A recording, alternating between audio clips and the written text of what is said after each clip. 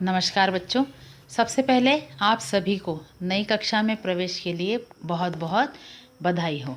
चलिए आज से हमारा हिंदी का टॉपिक चालू हो रहा है। तो हिंदी में सबसे पहले हम पढ़ेंगे पद्य में पाठ 1 कक्षा 10 सूर के पद, है ना, जिसके कवि हैं संत कवि सूरदास जी। तो पद पढ़ने से पहले आओ हम देखते हैं सूरदास जी के जीवन परिचय पर थोड़ा सा प्रकाश डालते हैं। सूरदास जी का जन्म 1478 ईस्वी के लगभग माना गया है। वे जन्म से ही अंधे थे। इनके बारे में कहा जाता है कि ये श्री कृष्ण के अनन्य भक्त थे। इन्होंने श्री कृष्ण का जितना अनूठा सौंदर्य वर्णन किया है अन्य किसी ने भी नहीं किया है।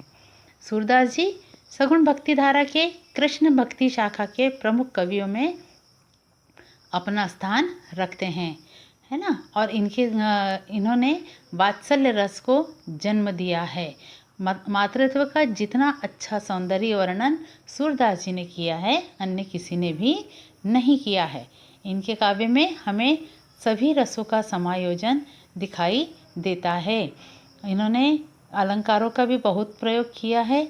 इनकी रचनाओं पर यदि हम प्रकाश डालें तो सूर सागर, सूर सारावली, साहित्य लहरी इत्यादि इनकी प्रमुख रचनाएं हैं।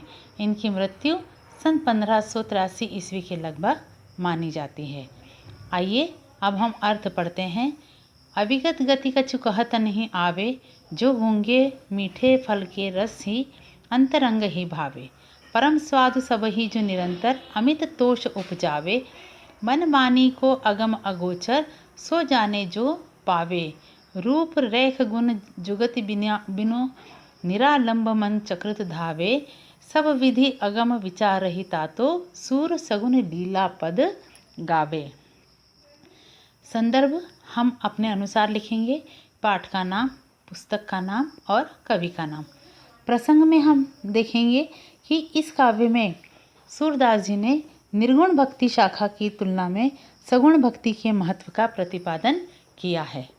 अर्थ, निर्गुण भक्ति शाखा की कमियों को प्रदर्शित करते हुए सूरदास जी कहते हैं, जिसके बारे में हम कुछ नहीं जानते, अविगत गति कछु कहत ना आवे। अविगत, जिसके बारे में हमें कुछ भी नहीं मालूम, ऐसे व्यक्ति के बारे में हम कैसे जान सकते हैं।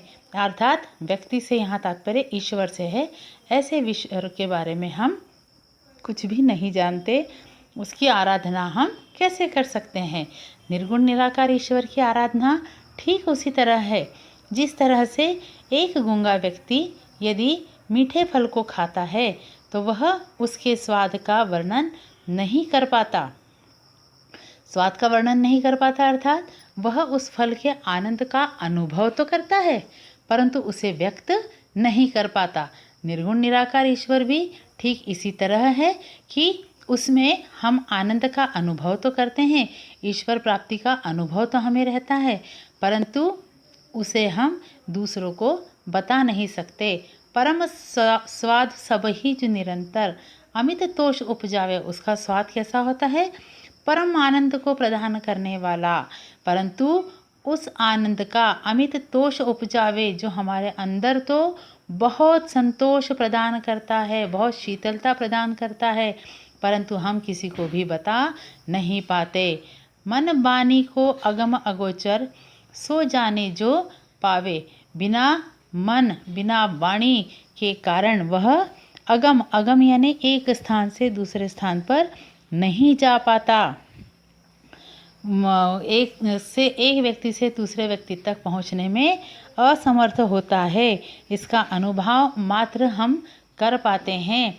इसके कारण यह कैसा हो जाता है? अगोचर, यह अदृश्य रहता है। जिसे जो प्राप्त करता है उसे तो उसका अनुभव होता है, परंतु वह अपने अनुभव को अन्य किसी को नहीं बता पाता। ऐसे आनंद को वही भक्त बता सकता है जिसे ईश्वर की प्राप्ति हुई हो।